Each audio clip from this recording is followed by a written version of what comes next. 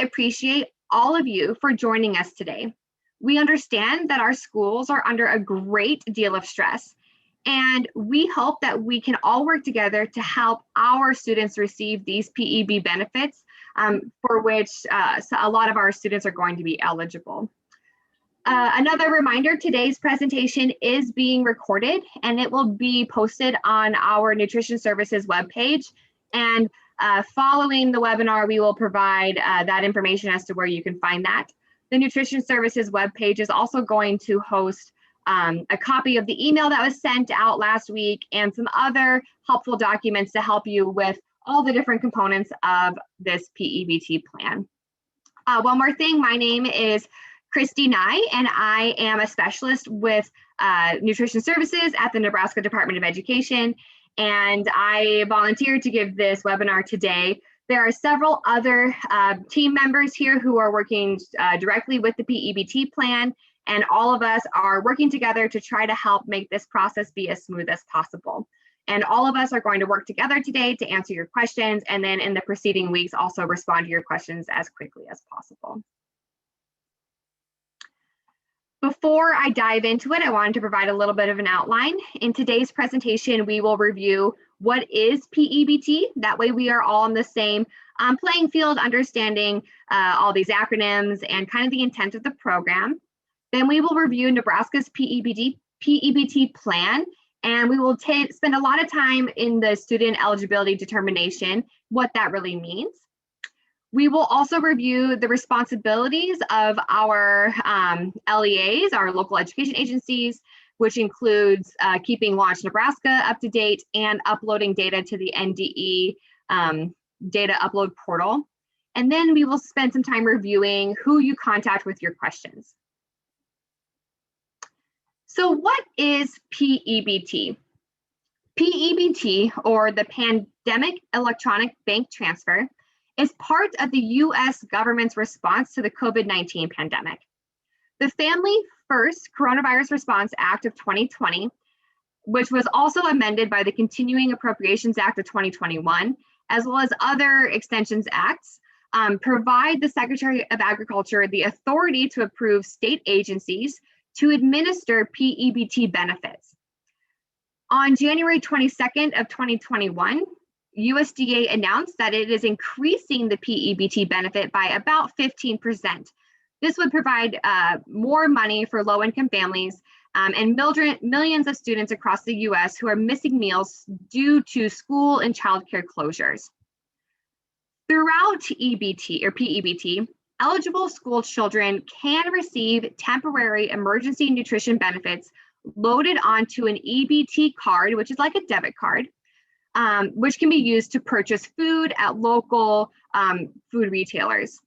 These funds are intended for all school children who would have received free or reduced price meals under the National School Lunch Act if their schools were not closed or operating at reduced hours or attendance for at least 5 consecutive days between August of 2020 and the end of school year, which would be May or June, depending on your school calendar. These benefits have been made available for free and reduced price students, regardless of the student's availability of to-go meals from the school. Throughout this presentation, we are going to further explain P-EBT. Really quick, I wanted to provide just a little bit of a background. Today's presentation, we are really focusing on P-EBT Round 3 benefits. So just to review, the Family First Coronavirus Response Act of 2020 approved the first round of P-EBT benefits, which was issued for the months of missed school for the 2019-2020 school year. The second round of P-EBT was distributed for the months of August and September of 2020. So now we're talking about round 3, which covers the months of October 2020 through the end of the current school year.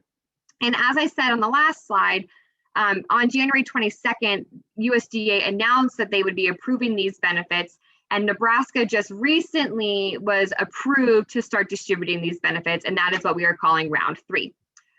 For round 3, USDA is allowing states to apply what are called simplified assumptions, which allows for states to issue benefits on a wider range of eligible students for the months that we're now talking about, October through the end of the school year.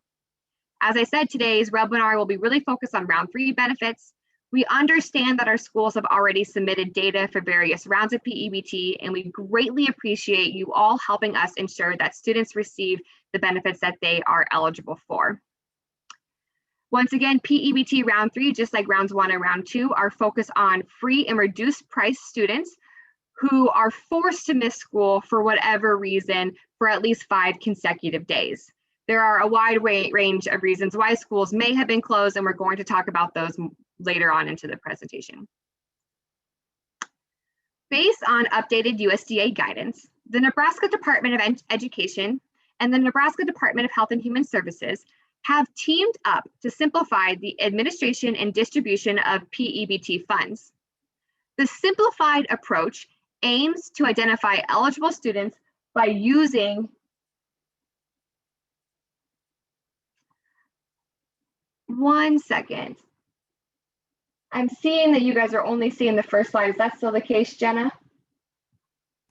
We see the Nebraska's P-EBT plan slide right now. Oh, that's perfect. That's the slide I wanted you on. Okay, I just peeked over to the chat box and saw that and got a little worried. Okay, perfect. Okay. So the simplified approach aims to identify eligible students by using the Launch Nebraska school status website, in addition to student eligibility data provided by school districts to the P-EBT file upload app in the NDE portal. To simplify P-EBT distribution, individual student attendance data will only be collected for enrolled students that have opted in for remote learning during the 2021 school year, and for students who have been quarantined for at least 5 consecutive days. These students are unable to attend in-person classes, so they're going to need a little bit more special attention, and we will call them special cases later on in the presentation and dive into that a little bit further. But all other eligible students will be issued benefits based on the school's identified classroom learning mode in Launch Nebraska.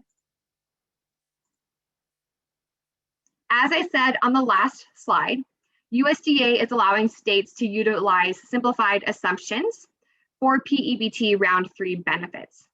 Nebraska's simplifying assumptions include that all elementary, middle, and high schools within a district are following the same classroom learning mode as what is identified on the Launch Nebraska status webpage.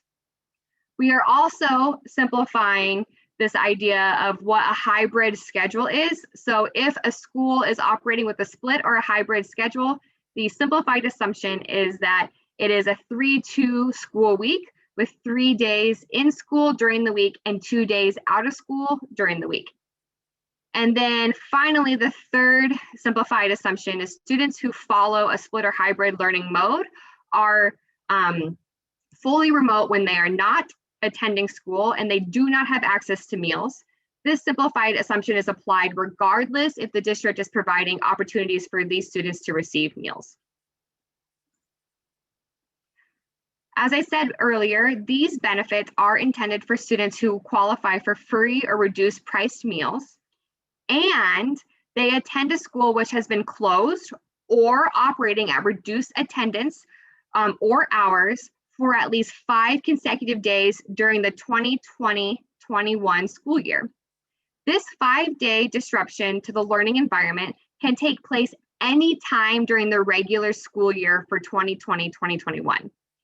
Once the school meets this 5-day altered learning environment threshold, the students who are free and reduced price lunch become eligible for these P-EBT benefits for the months at which they are in a disrupted learning environment. But since this is only P-EBT round 3, the 5 consecutive days can happen anytime during the school year, but we are only issuing benefits now from October through the end of the school year. As I said, the disrupted learning environment threshold can be met 5 days of remote learning, 5 days of hybrid learning, 5 days of reduced hours, 5 days of shutdown for cleaning or staffing concerns at any time during the school year. So for example, if a school was operating at reduced capacity or a hybrid learning mode for at least 5 consecutive days in August, and they continue to operate under a hybrid learning mode for the months of August, September, October, and November. The school's free and reduced price students would be eligible for P-EBT round 3 benefits for October and November, since the school was still operating under a hybrid model for those months. The students are not currently eligible for the August, September benefits because this is round 3 and those benefits were issued under round 2. Remember, the threshold can be met at any time during the school year, but round 3 benefits are we're only distributing the funds for October through the end of the school year. Also, a little reminder, free and reduced price status is determined by either a household application or direct certification for the 2020-2021 school year. If by chance that data is not available, then you can use the 2019-2020 free and reduced price meal applications for determining eligibility of these students. Also, it's important to note that students would be eligible for these benefits regardless if the student actually participated in remote learning in the days of closure or any reason being out of the classroom for 5 days. And also, as I said before, regardless if the school delivered meals or had meals available for pickup. Another way for students to become eligible is to be identified as a special case student. So students who have opted in for remote learning for the 2020-2021 school year and students who experience quarantine for at least 5 consecutive days may qualify for P-EBT benefits. And these are our special case students, and they may require special attention in the P-EBT file upload app in the NDE portal. All other eligible students will be issued benefits based on the school's identified classroom learning mode. These students are going to be issued benefits based on their learning mode for the month. Quarantine students are really any 5-day absence that they may be experiencing because they had a COVID exposure, they were sick, they had a positive test, and maybe for other reasons that fall outside of any of those identifiers. It could be specific students, it may be a family. It's really going to depend on the specific for the specific case. But remember, it's still only your free and reduced price lunch students, not just any student who is under quarantine for at least 5 days. The P-EBT distribution rates are here on the slide. So there are 2 different rates that the students may be eligible. Students who are in a split or hybrid learning mode would be eligible for $62 per month per eligible student. And students who are in fully remote learning mode would be eligible for $116 per month per student. For P-EBT round 3, special case quarantine students will be issued the hybrid amount of $62. Let's talk a little bit about the LEA's responsibility. So schools have 3 main responsibilities for P-EBT round 3.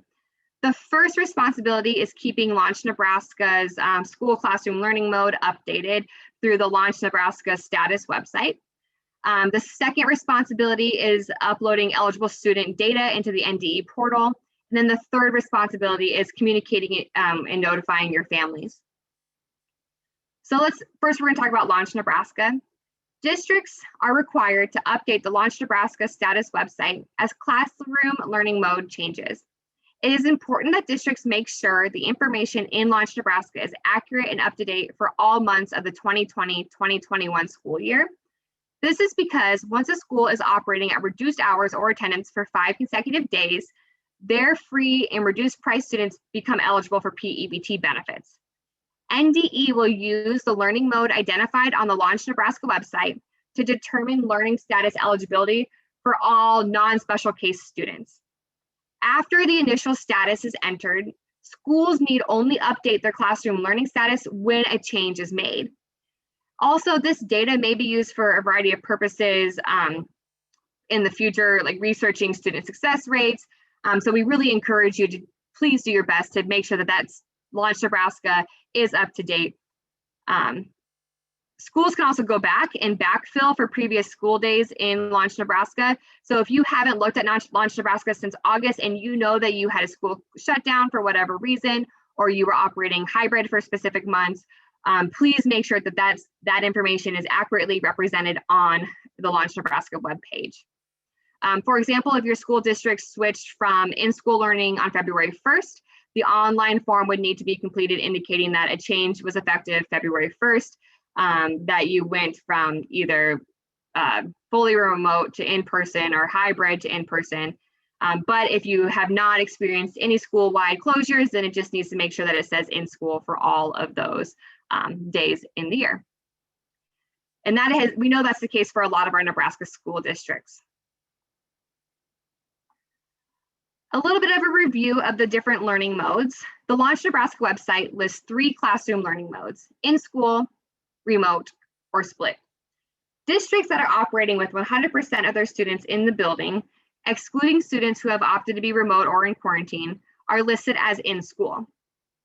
Districts that have 100% of students remote learning would be considered remote.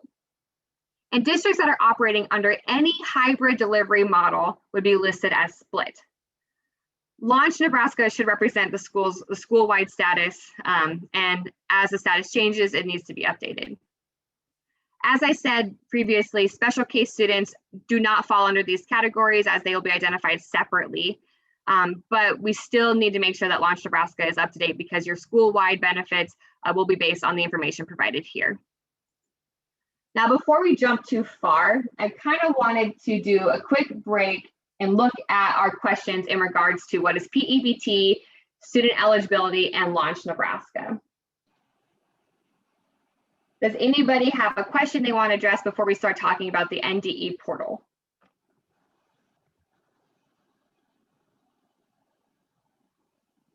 We have a question here, Christy, from Anna at ESU3. If a student is quarantined, it looks like starting September 21st through October 2nd, would we still include that student in the October upload since they only missed 2 days in October? And then kind of generalizing that a bit, how many days do you have to miss for that student to be included in the month's file upload? Yes. So we have really stressed the 5 days, consecutive days to qualify as quarantine students. So they need to miss 5 consecutive days to get over that quarantine threshold. Now, specifically, you're asking about spanning 2 different months, which is September and October. And since September would fall under the round 2 benefits and the October would fall under the round 3 benefits, it is my interpretation that that would not meet the definition of quarantine for round 3. I'm interested to see what our other staff P-EBT team has to say about that. I might re-ask the question, what if it was October and November, which are both in round 3? Right, then if it was October and November, I would put them on the month where the greater amount of days were missed. Do you guys agree with that? It looks like we have consensus there. And but isn't October and November reported together? So if the student was any point during those 2 months greater than or equal to the 5 days, they're included in that month's file, the April 5th file? We collect each month separately, actually. So you could just choose to put them into 1 month. So we're collecting October and November during, because we're doing retroactive payments, we're doing a catch-up process. So we are asking for October and November data at the first submission date in April.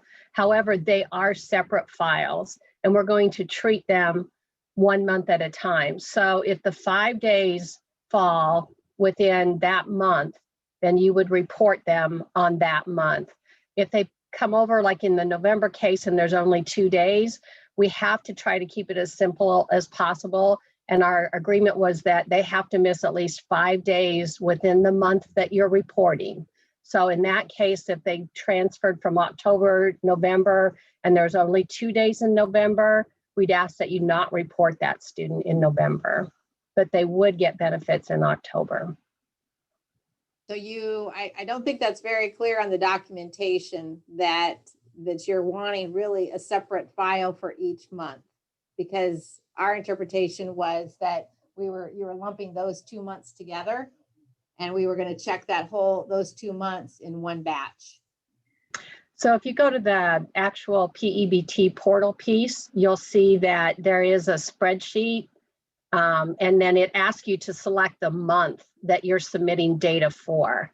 And so you should have your spreadsheets created separately by month. So one spreadsheet for October, one spreadsheet for November, one for January, and so on. Yes, when we're talking about combining months, it's really for the distribution of the funds. So the 2 months will be distributed at the same time, but we have to treat each month as a separate data set. Okay. And then we don't have to wait. I mean, if we get the work done to catch up, we can submit, like, if we get everything done April 5th, we can get caught up all the way through, basically through March then, when we do one submission. That's okay. And we're going to talk a lot more about that in the next few slides. But yes, we highly encourage districts to submit as much data as they have available as soon as possible. But then the communication to your families is that, even though you've submitted that data, the payment will go based on that schedule that we provided. So they will only receive November or October and November payment for April. Great questions. Thank you. We also had a question in the chat that we addressed in the chat. It asks, are the 5 days for the entire school year or per student? And they really apply both. So the situation where it would apply to the student is if the school is reporting in-school classroom learning, but they have a student that's been quarantined. And then that 5 days would apply to those quarantine or remote learners. And that information then would be submitted in the spreadsheet. Only those students, if in the in-school environment is being reported, only those that are identified as a special case or as a remote learner would receive the benefits. I think there's one more question, wasn't there, Jenna? Yep, we've got two in here that are fairly similar, asking about a letter. Is there a form letter to be sent out to parents letting them know about P-EBT? And then kind of backing that up, some sort of example that LEAs can use to contact their families, their households about P-EBT, and then also P-EBT payments. And yes, we have created templates that we will be sharing with you all. They will be posted on the Nutrition Services webpage. They're not posted yet, but we are hoping that they'll be posted relatively soon that you can use. And I'll talk about this later in the presentation as well. We also have a follow-up here, a hypothetical example that would definitely apply, I think, to more than just the person that asked this question. If the student misses 3 days at the end of October and 2 days at the beginning of November, they are reported for October only and not November. Is this correct? That would be correct. Yes.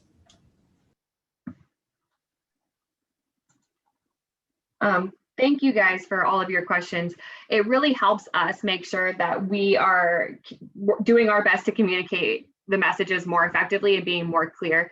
So please continue to ask your questions, and there'll be another opportunity to stop and look at the information. But before I move on, I really wanted to ask about any questions on Launch Nebraska and keeping Launch Nebraska status up to date.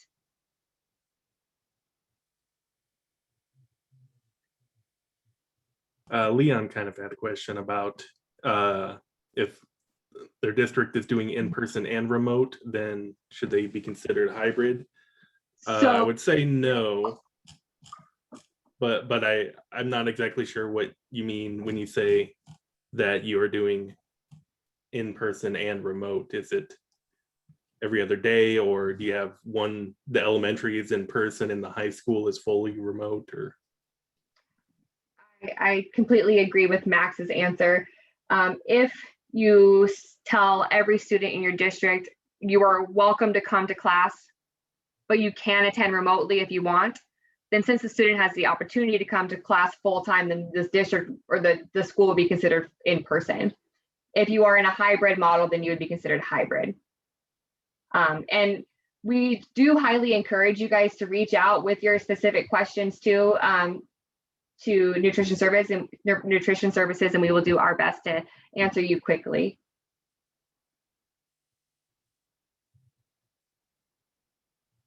Heidi's asked, we have reported in-person learning in Launch Nebraska, but have students remote learning due to medical reasons. Will those remote learners qualify for benefits? Yes, those students would fall under the special case students, and they would qualify, if they're fully remote, then they would qualify for fully remote benefits if they qualify for free and reduced price meals.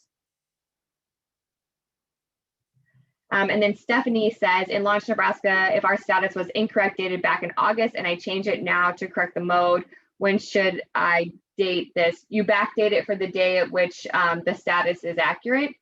So if it's the first day of school, then you date it for the first day of school. And if there was actual incorrect data already in Launch Nebraska, you should probably send one of us an email or the help desk an email, and we will look into getting that corrected.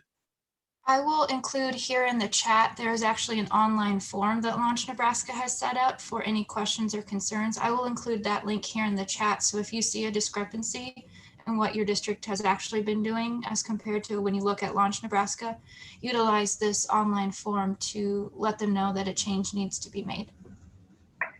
Then Jackie asked, can you define remote learning? Does that mean that the students are Zooming into class, or are they remote? Or the chat moved. Are they doing their homework? And Jackie, it can mean any of those things. So fully remote just means that there is no in-person learning. So if the entire school is listed fully remote, that means no students are in the building learning. If say half the students are in the building, then that's hybrid.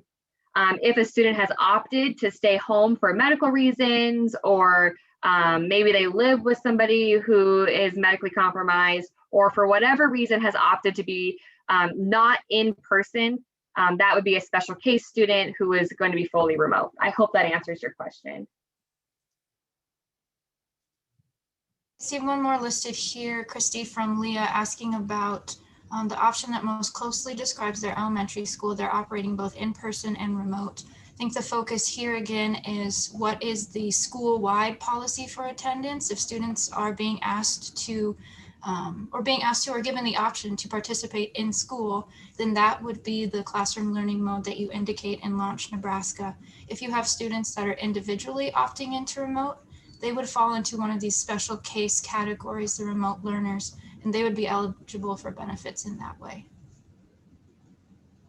I would just say there's multiple ways to get that data reported that would get benefits to the correct students. You could maybe report all the students that are in those remote schools as full-time remote, and that will get us to the same endpoint. But we may need to look into the particulars. How many schools are you talking about, Leah? So yeah, maybe follow up with us later on that.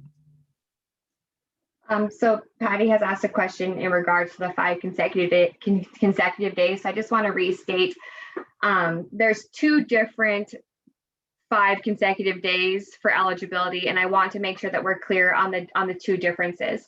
So first, I'm just going to talk about the school-wide benefits.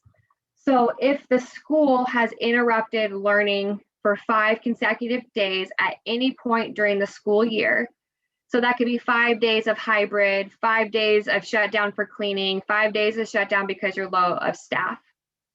That takes the school over the threshold to start the eligibility for P-EBT benefits. Moving forward through the months, that school qualifies for benefits based on the learning mode in Nebraska and Launch Nebraska. But you have to reach that first 5 days of some sort of closure, shutdown, reduced attendance, for a school-wide offering of benefits. So for example, if the school started the very beginning of the school year and said, we're going to operate a reduced attendance for August and September, we're going to do hybrid learning, 3 days in, 2 days out for all students, and however that worked out best for their schedule. And say they did that for August and September, but then in October, They did not have, they went 100% in person starting October 1st, and they won't qualify for benefits starting in October from the school-wide perspective. But let's say they did remote learning, so all kids were learning through Zoom in August, and then in September they went hybrid, October was hybrid, November was hybrid. Then for round 3, all free and reduced price students would be eligible for the hybrid level of benefits for October and November. I know it's confusing, and we're definitely here to help you through this process. Now, separately, we have our special case students. And special case students are children who have opted out of in-classroom learning for whatever reason, either for the entire school year or for specific months, or students who have experienced quarantine. So students who are doing 100% learning from home, but are still enrolled in the district, are free and reduced price. They qualify for the 116 benefit range for the months at which they are learning from home. A quarantine student must miss at least 5 consecutive days to get quarantine benefits. And that's where it gets really tricky. And that's the difference there. Oh, and I looked away too long, and they've got lots more questions here. We've got one major one, Christy, maybe to cover, and this might actually be one that we want to take back to our work group and discuss. We'll have to see what everyone thinks. From Cassie, if they shut down due to staffing availability, but there was no learning available during that time, how would they proceed? And then in this situation, from how I'm reading this, the school calendars were actually changed to show that they were not in session. How would those days be reported related to PE? It is my understanding that if your school had to shut down due to staffing concerns, inability to have enough staff in the building to justify the students being there, that would be an unintended disruption to the learning environment and would count as the 5 days needed to issue benefits. So it doesn't matter if you changed your calendar, it was not planned.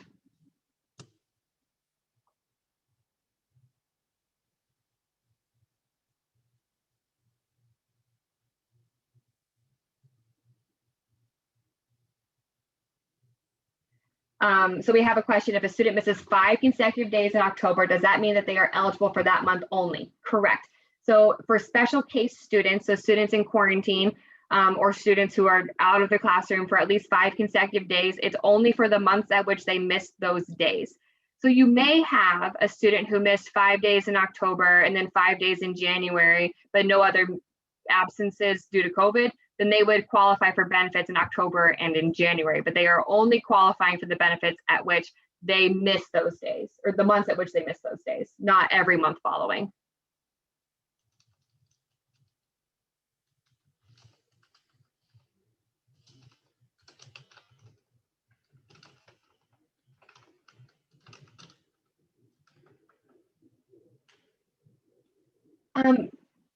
Max, could you help with this question here about if the school is hybrid and a student is fully remote? I believe I heard you say that they get the 116 benefit amount. Yes. How will you know the student is fully remote? The field on the upload that would identify the student is fully remote is optional. And we're going to talk more about that. The field that you submit in the file is optional, in that if you leave it blank, we assume it's a no. But for that kid to get the benefit, you would have to mark that field as a yes or a Y. Anna has a good question. What if you were hybrid in August through January and on February 15th went back to in-person? Do you still report the free and reduced students in February? And the answer is yes. You would still report them for February, because if at least half the days in the month are remote, then we would qualify the students for the hybrid amount. It's whatever is the majority of the days. So that would work. Yeah, and you'll see the results of that math on the upload site. We calculate and we tell you for February, either we'll say, yep, this is a remote month, or it's an in-person month, or a hybrid month. We did have a question here from Patty about asking if an eligibility status check is required for every month to ensure that students are still qualified as free and reduced. I think I can take that one. We want you to report only free and reduced students on this list. We do not want students that are not eligible for free and reduced meals. their status isn't going to change. Like once they're determined in July, August, whatever that time frame is for your school, that benefit stays with them until the end of the school year or until a new eligibility determination is made. So only report students on this list that are free and reduced. And so I know checking their eligibility, I'm assuming that once you have your list of free and reduced students, that's not going to change between October and November or even the end of the school year because their status stays the same for the rest of the year. Does that answer your question, Patty? You're more than welcome to unmute yourself and clarify if I didn't answer it or appropriately. Yeah, I thought that with verification that there was points where we could, if they do verification, that families can fall off that free reduced lunch status, or if they self-report a change, then that's, I mean, we were going the extra mile to try to check that date range with each month to validate that they are truly eligible for free reduced lunch for the month that we're reporting. So I wanted to make sure that that extra work is what we need to be doing, or we're checking their current status. I mean, we do have families that move in and out from other districts, so it's kind of a moving target with some of that. Right, and I appreciate that comment because you're right, verification does occur October through November, maybe a little bit later. I know you guys, we had an extension through USDA. So if you did receive a change in status, yes, we would appreciate you updating that information. So if something happens in February, that you've completed your verification process and you've identified that student is not eligible, then yes, we would expect you to take them off the list. This is Anna at ESU3. Following up with that, like how many days of the month do you have to be free and reduced? Because it happens a lot. It happens more than you think that they'll go from free to paid. And so do they have to be free for most of the month to still be in the file, or if any part of the month they're free, would you consider them, they should be included in the file? You're getting down to a lot of work for us to be checking down to kind of the microcosms of day by day when we're trying to do this. I guess my thoughts is we would err on the side of benefiting the family on that. I don't know if you guys agree. Yeah, I mean, we could use the majority of days, you know, if the determination comes at the end of the month, I wouldn't think you would want to change it. I'd like to take that question back to our group and we'll write it down and provide some more guidance on that. I'd like to discuss it with everyone before we give a final answer on it. Thank you for that question. I think that another question I wanted to make sure we identified in the chat box about having a shutdown Monday, Tuesday, Wednesday, but then Thanksgiving break was Thursday, Friday. I would like to talk about that with our group and then come back with a response there about how we would handle that. Is that okay with you, Karen? One last question I'm seeing here is about benefits being extended to preschool students. When you say preschool students, do you mean preschool students enrolled in the school district?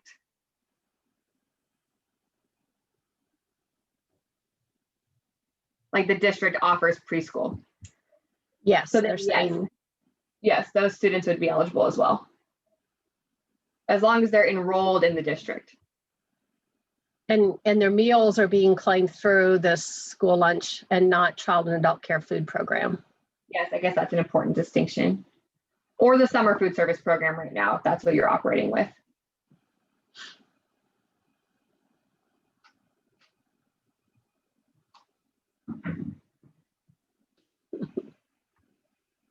I have a question about snow days.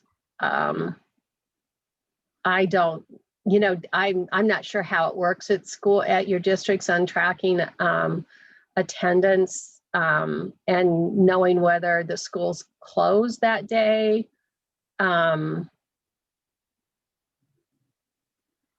What's simplest for you? Let's put it back to you and you can tell us what's simplest for you. Is this information you would know? That student, one of the days, the 5 days was a snow day?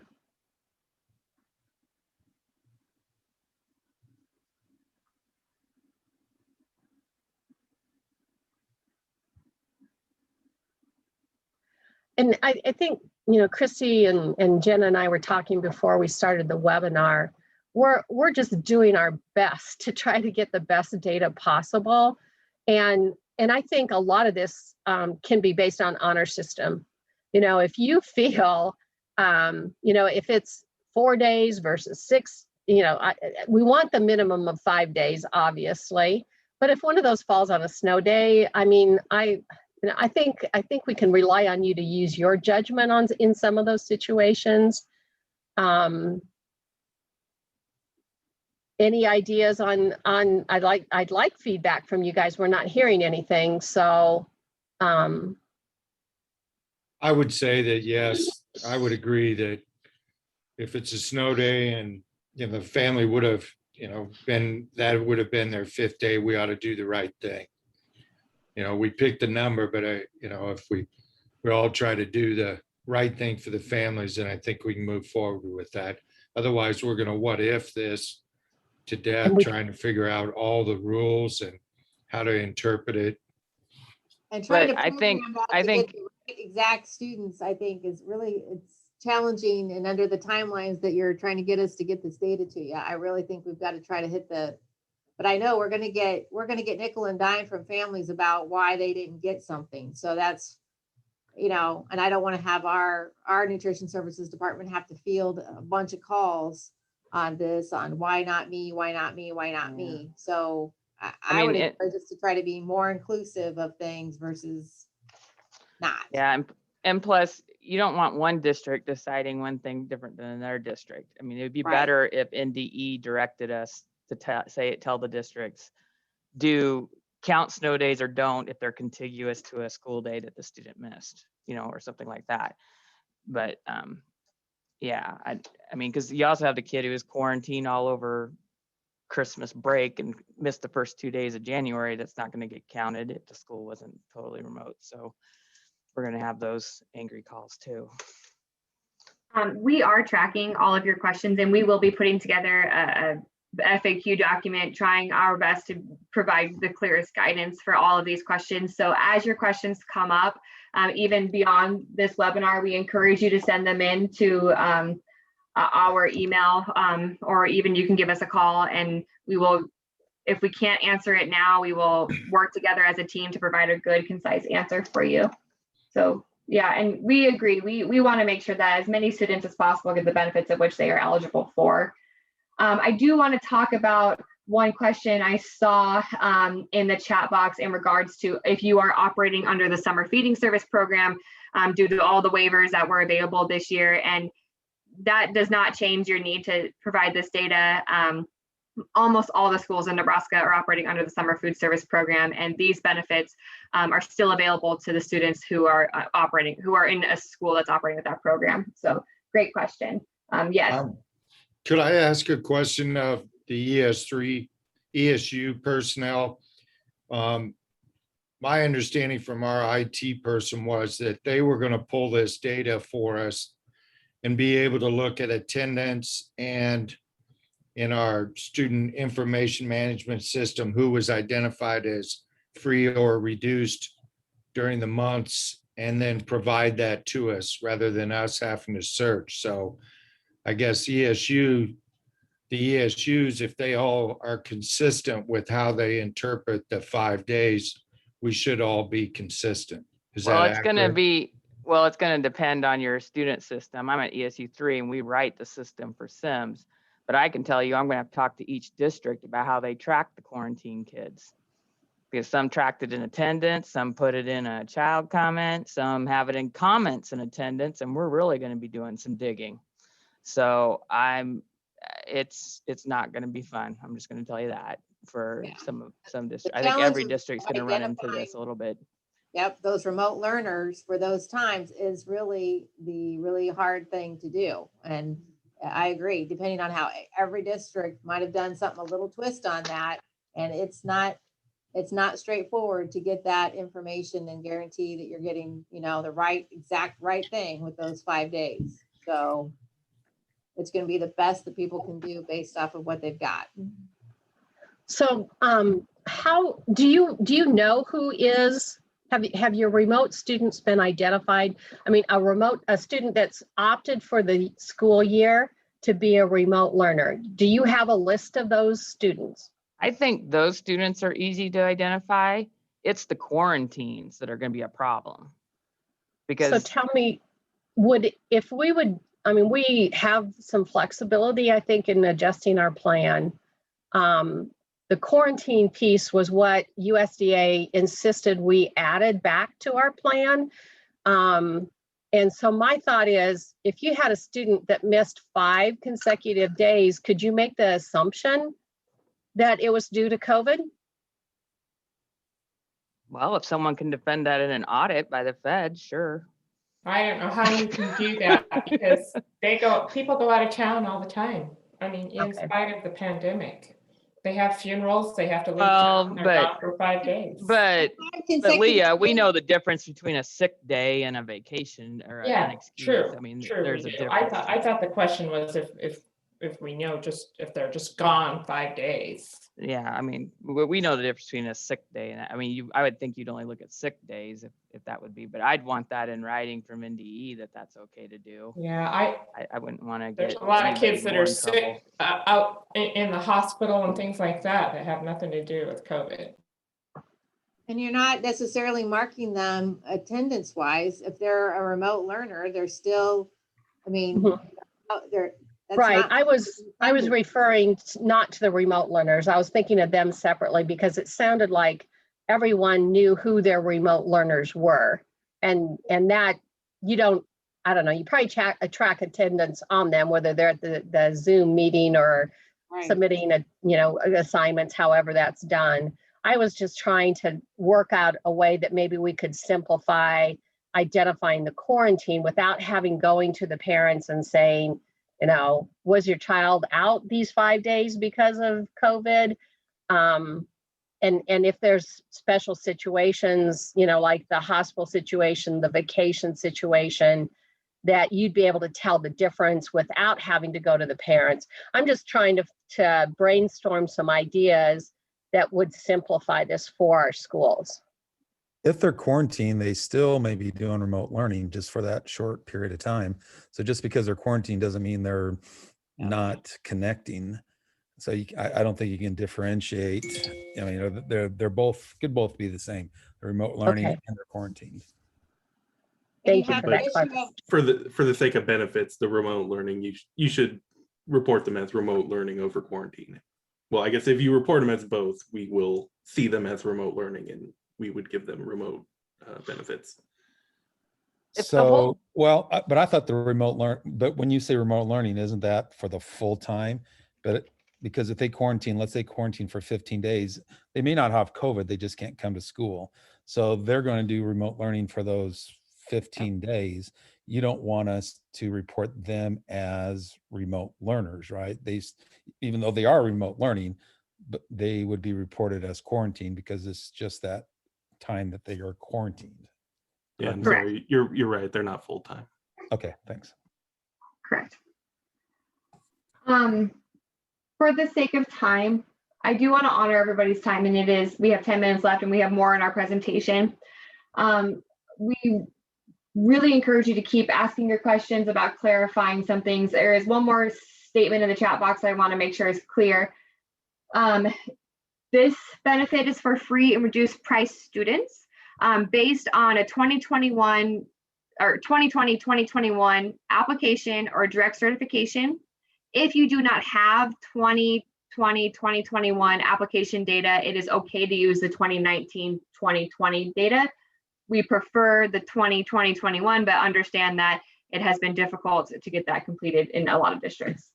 So I hope that's clear. We would love to hear more of your thoughts, questions, ideas about how to best identify quarantine students. And there may be a second follow-up phone call from Jenna and I to collect a little bit more information from some of you. So we hope that you'll be willing to brainstorm with us a little bit more as we move forward. Christy, I'd like to add one more piece.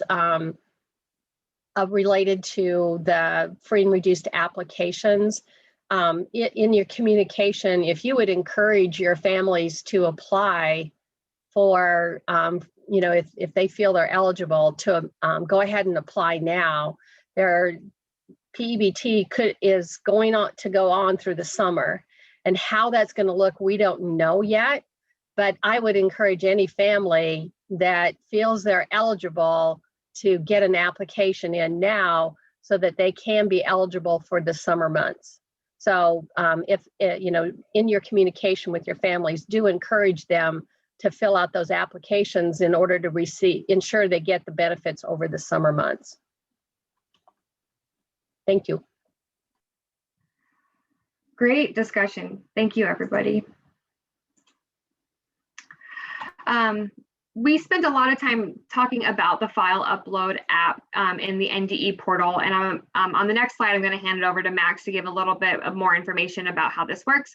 But the P-EBT file upload app is now available in the NDE portal for schools to begin uploading student data. Student data should be entered monthly, as we said, to account for students that have transferred in or out of the district or may have become newly eligible from like a new application or direct certification. For families to receive the first issuance of benefits, schools should upload their data as soon as possible. The first issuance is supposed to be for the months of October and November. So we really encourage you to get that data to us as soon as possible. But please note, schools can upload multiple months.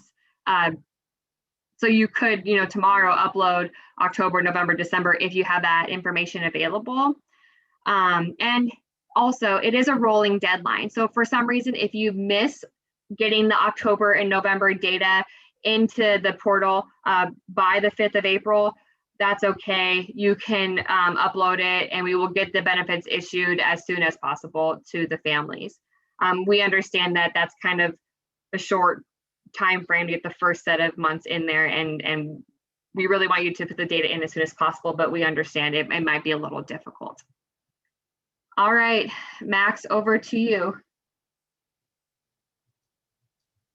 I guess I should stop sharing so you can share. Yeah, that's fine.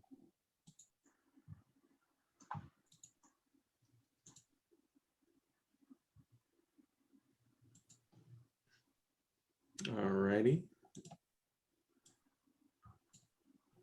So this is our training portal here that I'm using today, but everything's the same as what is on our live NDE portal right now. Just briefly, in case anyone on here is not familiar, anyone in your district can get a portal account, and then each district has a portal administrator who gives out the codes, who can give you the activation code to get you into the P-EBT upload app. So in this example, I'm logged in as a district user with Kennesaw. When you come in, there's instructions and data and a place to upload your file here. Starting from the top, first thing I want to note is the instructions link in the upper right here. Here's a PDF just kind of briefly explaining what you're uploading, as well as defining the file format that you upload.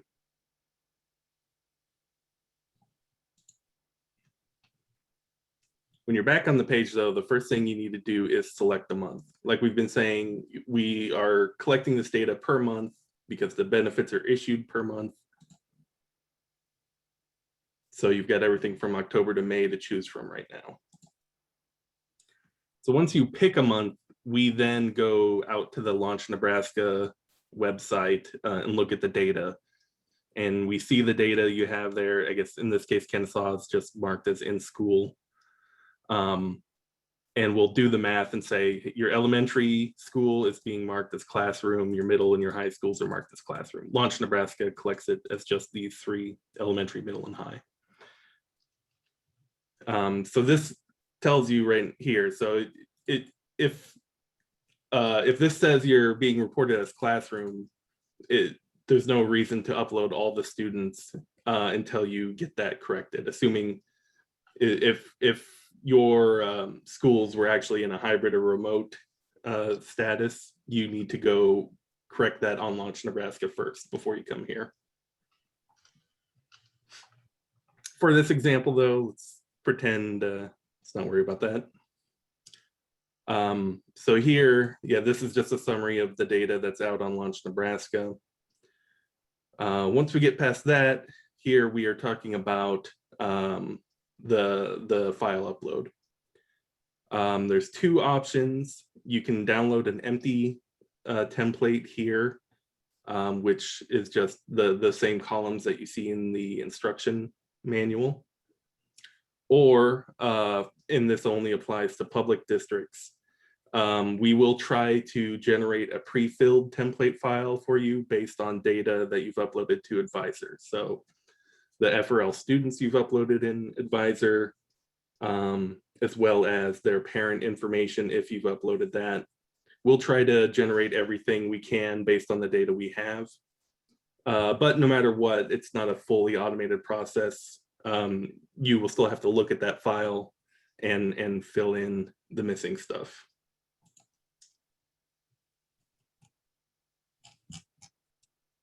So in this case, I already have some test files. So I'm just going to go choose one.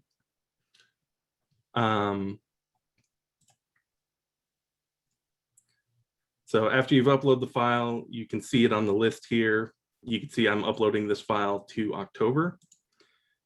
There's a delete button here. So if anything in the file is bad, you want to upload it again after fixing it, you can delete this file and re-upload it. I think this file doesn't actually have any errors, so there's a bug there that we will fix. So yeah, definitely we are still in the process of fixing any bugs we find here. If you see anything, please report it to us. You can use the help desk email link that's on the portal and we will look at it. So here is the file I just uploaded. It has 2 rows, just to kind of show you. Here's a row, a full test row that has everything filled out, and this row has just the minimal stuff filled out. So the full row, we've got parent, name and address, as well as some things to help if we need to contact the parents, such as their language, phone number, email. And then there is the student attached to that with their birth date and their student ID. And then what school they are attending. So in this case, this is Kennesaw High School. As well as then here are the 2 key fields for the special case students we've been talking about. If they were a full-time student, yes or no. Were they a quarantine student, yes or no? And a blank would mean no in this case.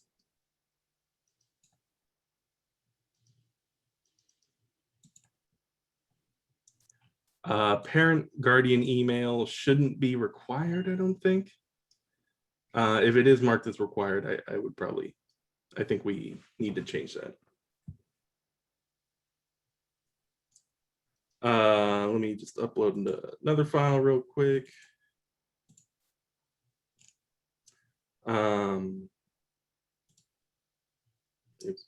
You can click that link to download the file again. So here's an example of a file with errors. We'll give you some basic error messages here, and we highlight the cells. So there's no student ID. The student ID isn't 10 digits. The school number, we need the full 11-digit format. So it highlights the cells that have an issue. Max, we do have one question. If parent emails aren't available, how should a district proceed with uploading their data? I don't believe we need parent emails. I definitely didn't intend to make that. I should mark that as optional. So let me check on that. Because yeah, the parent email and phone number, I think, is just to contact them if we need to. I mean, it's definitely preferred to have that. So, or if HHS needs to contact the parent, I should say. Jennifer, I'm not sure what you mean by having the cells merged together. They're, I don't know if that's something to do with the file and Excel. Maybe send us a ticket and we can dig into the specifics on that one. No, Patty, we are not collecting the number of days they are quarantined. We just want, they just have to be 5 consecutive days. Yeah, Sharon already got that. So that's our real quick review here. We're out of time, so I'm gonna go ahead and say that, again, if you have any problems with the file upload website, please use one of the many ways to contact us. Anna was asking about the headers in the file. I don't think the headers, we need the columns in the same order as what is in the file and in the instructions, but I don't know that the exact text of the headers really matters. But I should test that. We do have one more question, Max, about students that live in 2 households. What would the recommendation be for reporting or uploading data on those students? There's not a perfect answer to that. Essentially, the parent you pick there is the parent that is the one who would receive the benefit card. So I don't know if, so all I can say is send us the primary, but if there gets to be a tricky situation with that, that's probably something we can talk about a specific case with the HHS if needed. It'll get kicked out if we try to report 2 records per, more than 1 record per student. So there should only be 1 record per student. Yes, that's true. And Max, is that address just being used if an EBT card has to be mailed? Yeah, that's the idea. So it should be a smaller number, like your direct SNAP certified students. It wouldn't affect as much as the ones who aren't already have an EBT card. That makes sense. My question, that might be for the other NDE folks to answer, but if that helps anyone. That is correct. Yeah, it's for those people who don't participate in SNAP currently or don't have an active SNAP account. I do have the parent address marked as required right now, but if you can't get that, we could talk about changing that.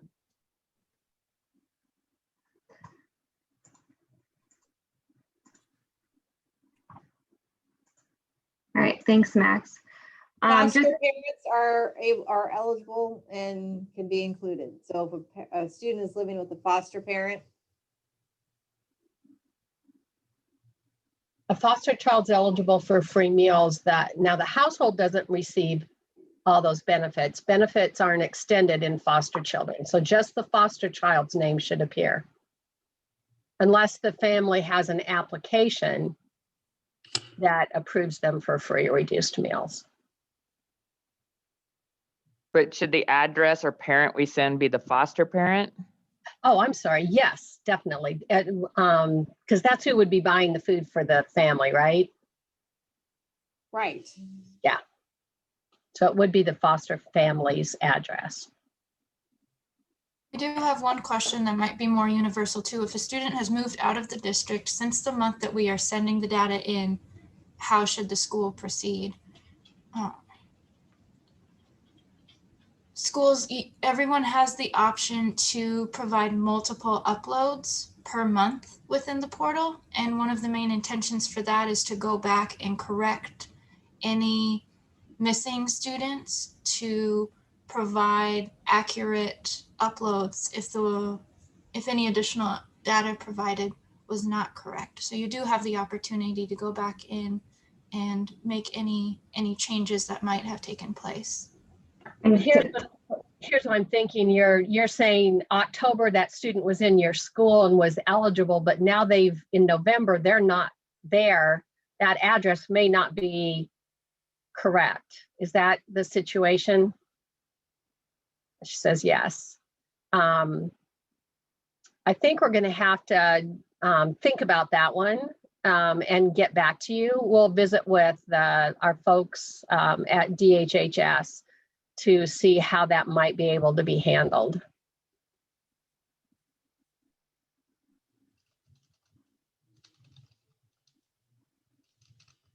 While you guys are working on typing in more of your questions, I'm going to try to finish up the slides really quickly. We are a little over time here. This slide just provides a review of the monthly benefit issuance schedule. So we are requesting that you do your best to submit the monthly data by the 5th of the month. So by the 5th of April, we're asking you to try your best to submit October and November data. And then between the 5th and the 15th, NDE and DHHS work together to compile the data, and then on the 15th of the month is when benefits would start to be issued by DHHS to the families. Just a few data upload reminders. You're encouraged to submit the data as soon as it is available. So if you have data now, we encourage you to upload it.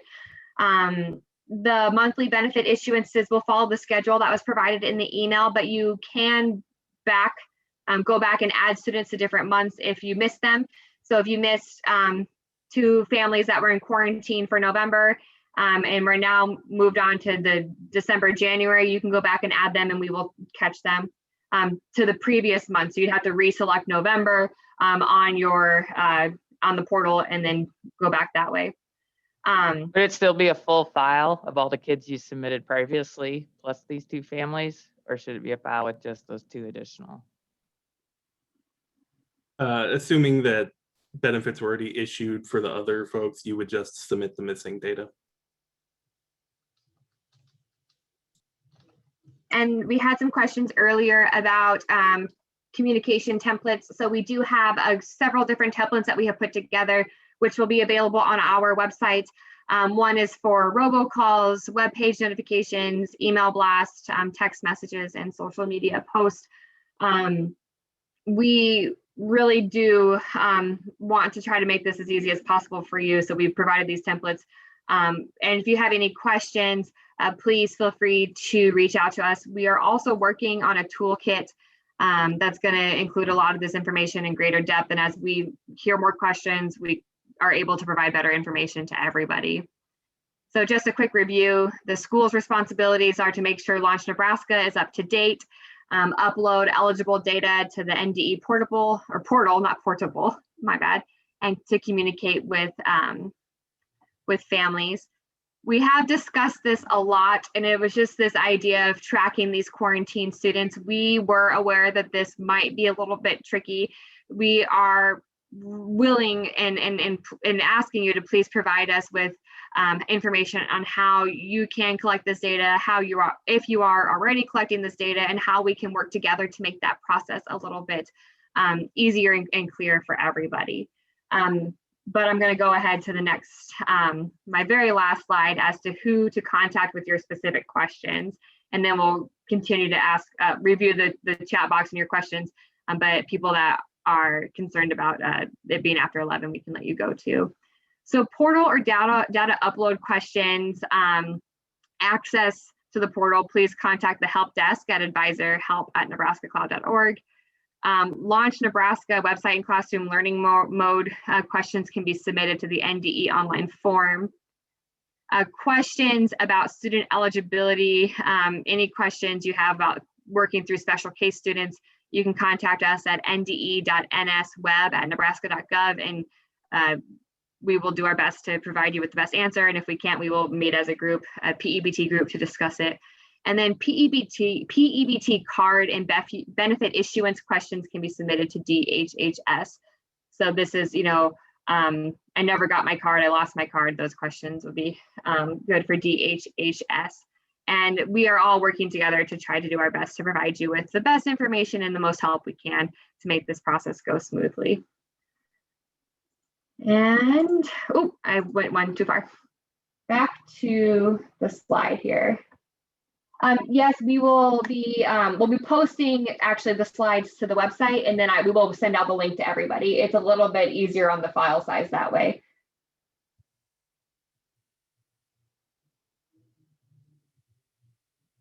And any other questions you guys want to put into the chat box?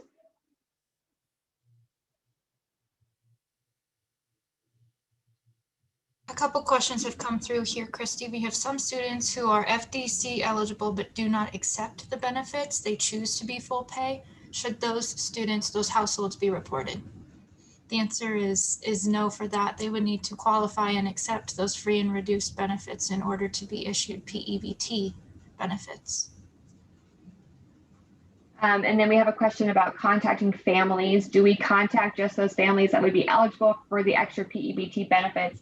And I believe that's going to depend on the school and what you choose to do for notification.